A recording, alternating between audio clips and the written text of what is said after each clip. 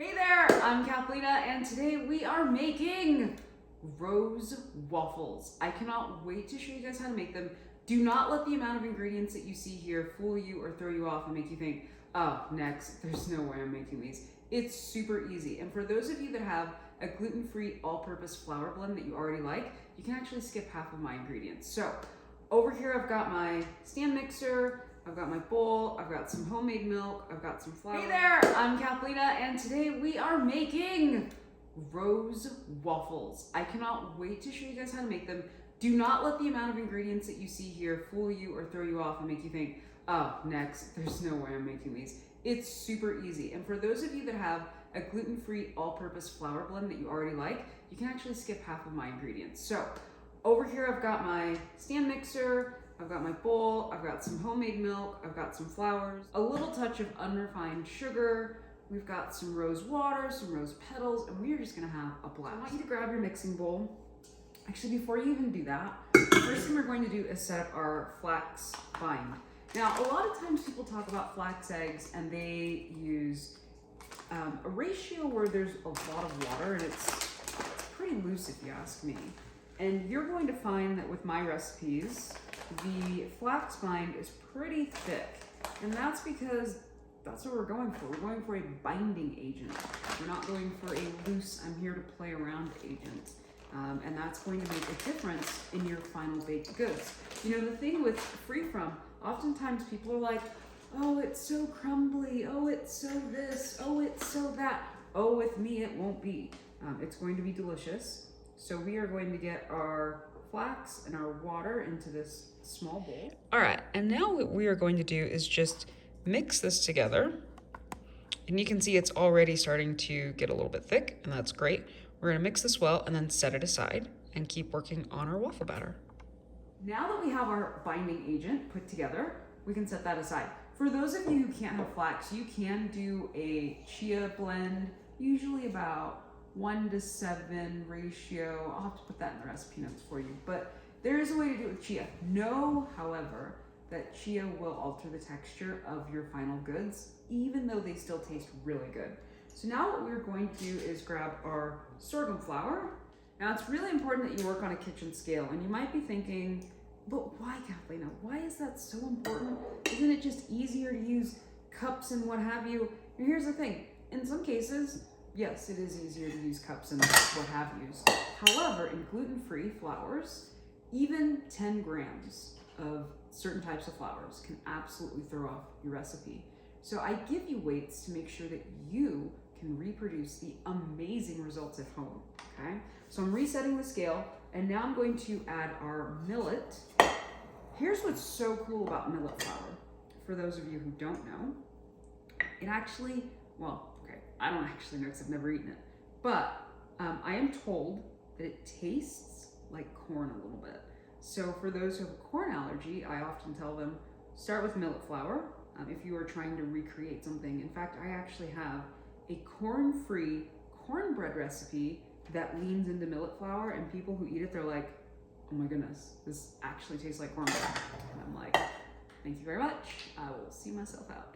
Okay, now that we've got our millet flour in, we're gonna grab our arrowroot. Now, arrowroot is a starch, and it can create light, fluffy goods, especially when you're working with gluten-free and other free-from recipes. You'll notice as well, I am putting together essentially a really good blend of flours. And that's so that our final goods are delicious. If you've had bad gluten-free, there's a good chance that it was either poorly mixed or they had a bad flour base, or I don't know, something weird. But gluten-free and free-from can be amazing. Okay, next up I've got some unrefined sugar, which is maple sugar. Now, here's what's important to know. Granulated sugar is what I'm using. So you can use light brown sugar, dark brown sugar, caster sugar, regular sugar. Any sugar that's granulated, in other words, a grain, will work. Liquid sugars, however, will not work. So honey, maple, agave, etc., you can't interchange the two. And you might be thinking, I don't know about all that sugar. Here's the thing, gluten-free flours, some of them have a taste. Like the kind of taste where you're like, homegirl, that does not work. So by adding just a touch of some type of sweetener, you can absolutely balance out your gluten-free flour blend. Also, that maple sugar tastes delicious. It did that puff thing, and the particles are everywhere, and I can taste a little bit, and I'm like, these are some good waffles. Next up, I've got our baking powder. And that's just going to help give rise to our waffles. We don't want them to be flat and gross. I've also got salt here, because believe it or not, a little bit of salt can help bring out the natural flavors in your foods. So you'll oftentimes see my waffles or pancakes or even, cake itself. It has salt in it. You'll appreciate it. All right, guys, we have all of our dry ingredients together. I'm just going to give these a light whisk.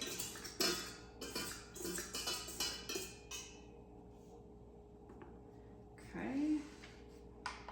And this is a homemade dairy-free milk. You can use any type of milk, whether it be cow's milk, sheep, goat, bison, technically buffalo. You could also use any kind of non-dairy milk. You can use soy, rice, peanut, nut, walnut, any of it. All of them, they all work. They're all interchangeable, okay? So I'm gonna give this a little shake. Now what's cool about using a kitchen scale is if you know your weight, you don't even have to measure the milk in a measuring cup. You can just pour it right in. To this, I'm going to be adding yuzu. Now yuzu is a Japanese citrus, and it's not quite a lemon. It's special. I've technically never had it. Remember, allergic to everything, so I can only tell you what I understand it to be, but the smell is amazing. It's got this great sharp aroma, and to me, it smells like a cross between lemon and mandarin. I could be completely wrong, but that's what it's like to me. So we are going to use this today, mainly because it's going to pair really well with the rose. Now, if you wanted to, you could swap this for apple cider vinegar, or even like a rice or a white vinegar, but I think yuzu is gonna just add this extra pop of, ooh, that's nice. That's what we're going for. Now I'm going to lightly combine these. That way the reaction starts to happen. And I'm going to leave that. And you can see it starts to bubble and it'll start to rise as well. Now here I've got the rose water. Rose water is going to be one of the key ingredients that creates the rose flavor. Oh my goodness. It smells like you're out in a grandma's back garden and she did a really good job on her rose bushes. That's what it smells like. Not that I would know, but I think that's what it smells like. So we're gonna add our rose water. And I also have vanilla extract. And you might be thinking, I don't know, Kathleen, is that one flavor too far? It's not, I promise. The vanilla is going to help create balance amongst these flavors. And it's just going to be a nice background note. All right, we are now going to add our olive oil. And this just helps create a nice texture with your waffles. And you can see here, we've got beautiful rise. I mean, look at this. This is a little bit jiggly as well. So we've got a great reaction here between the yuzu and the baking powder, and we're just about done with our wet ingredients. Okay, the last thing to do is to hook your bowl up to your stand mixer.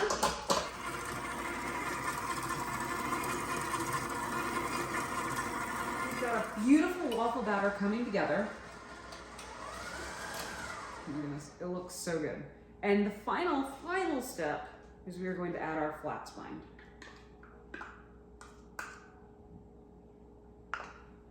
You're going to mix this up one more time.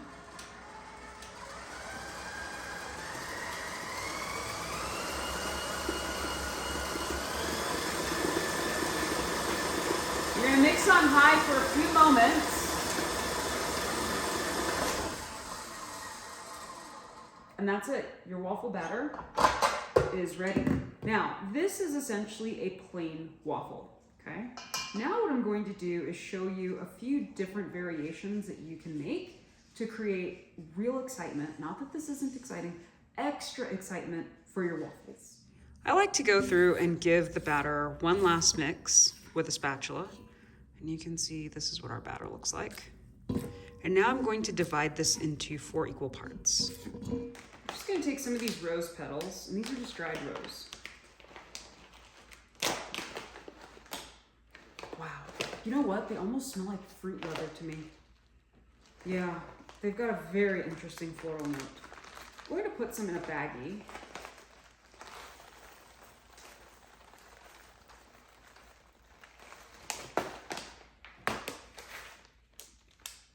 Now, if you have a spice grinder, you can use that. You can also use a blender. But I'm just going to quickly, roughly, break these up into small pieces. But I figured I'd do it this way so that, you know, your average at-home person could pull it off. And you can see we've gone from like these larger dried petals to these very small little particles. And that's what you want, because we're gonna fold this straight into one of the waffle batters. Okay, so we've got 4 options here. We are going to leave one plain, you know, for scientific reasons. I've got some white chocolate chips that we're gonna do in one of them. And then I've got a darker chocolate chip that we'll do in one. And then for this one, we are just going to pop in these rose petals. And we'll gently fold it in.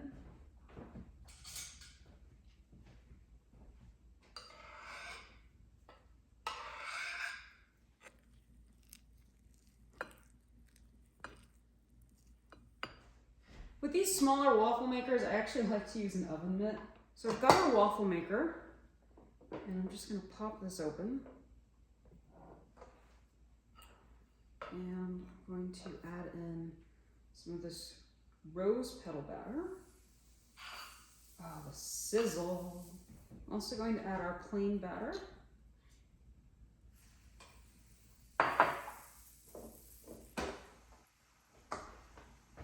While that's going, I'm going to add some chocolate chips to each of these little batters. For our white chocolate chip batter, I'm going to add a little bit of food coloring as well. I use one of those all natural blah blah blah type of food dyes because, well, if you know me, you know me. So it also helped if I grab the right color. This is blue. I was going for red. I'm gonna grab the right one this time. Yep. Just to give it a really fun pop of color, just to offset that white chocolate chip as well.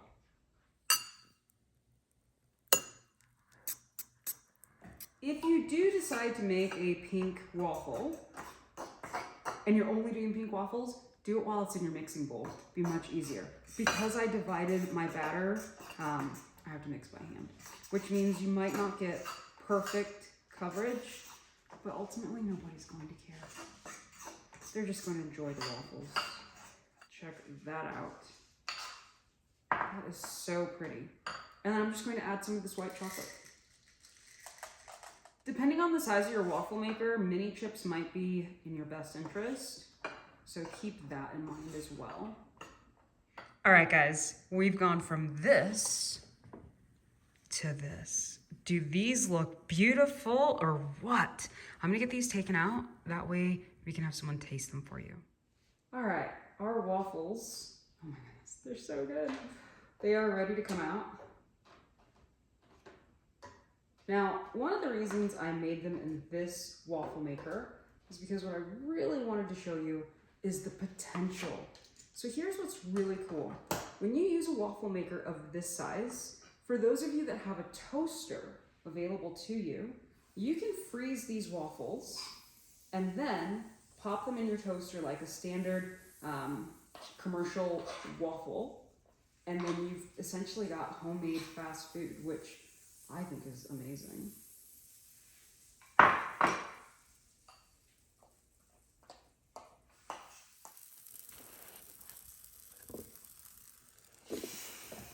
Okay, while waffles are cooking, I'm so excited. I'm actually gonna get cleaned up a little bit, and then I'll show you guys how to make a super simple, delicious glaze. I've got our next set out.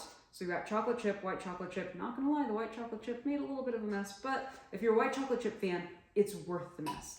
If you're not, please skip, move on, because I don't want you to have a mess in your waffle maker and say, Kathleen told me to do it. Now, here's the really cool part. I've gotten some feedback on our waffles, and here's what I can tell you. Our waffles with the rose petal folded in has an extra bit of texture. It's really nice. And then our standard plain waffle here is just nice flavor. The rose flavor scores about a 4 out of 10, so it's not punch you in the face rose. You could use more rose if you wanted to, but you don't have to.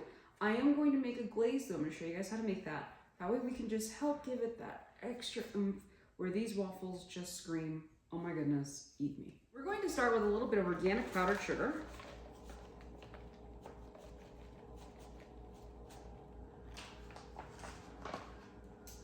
And I'm just going to grab a fork, because if your sugar's on the clumpy side, which mine is, you'll want to try to break it up a little bit. Now, if you have a sieve, you can sift it. Honestly, nobody wants to do that. Like, we aren't selling this at a fine patisserie. This is just waffles for at home. Okay, so to this, we are going to add yuzu.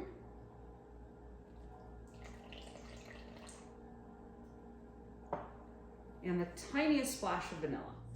We're going to mix this up with our fork. And as we mix it up, you will see that your glaze starts to form. So this is what you want from a good glaze. That is like glaze perfection. Okay, I'm gonna get this into a piping bag so we can make our waffles look super pretty, because let's be honest, I'm here for the pretty picture. The rest of you can just dunk and eat.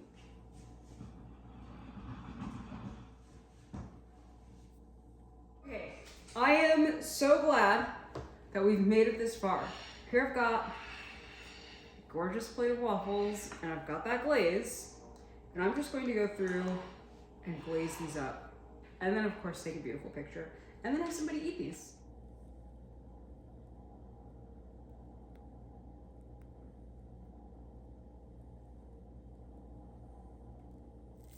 There's some of those over here too.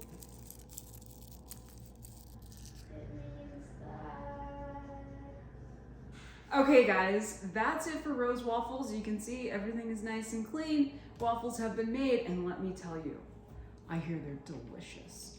If I could eat this, I think, which one would I eat if I could eat this? White chocolate. No, I'm not eating that. Maybe I'd eat just the plain one first. That's just me. But I hope you guys make these. I hope you guys love them. They are gluten-free, egg-free, vegan, top 9 free, absolutely delicious, and something you can share with people who don't have food allergies. I'm Kathleen, and I hope to see you guys next time.